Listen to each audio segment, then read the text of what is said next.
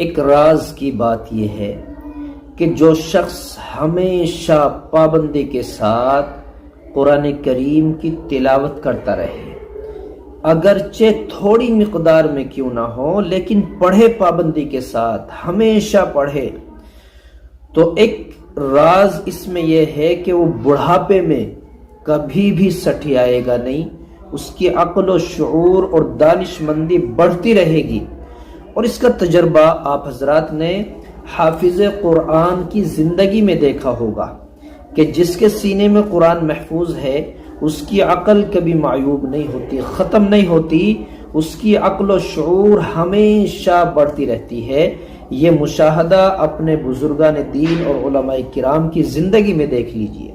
اگرچہ اعضاء بالکل کمزور ہیں لیکن عقل بالکل صحیح اور درست ہے۔ کبھی کوئی عالم غلط مشورہ یا غلط مسئلہ نہیں بتا سکتا مرتے دم تک بھی، اگرچہ کتنا ہی بیمار ہو جائے۔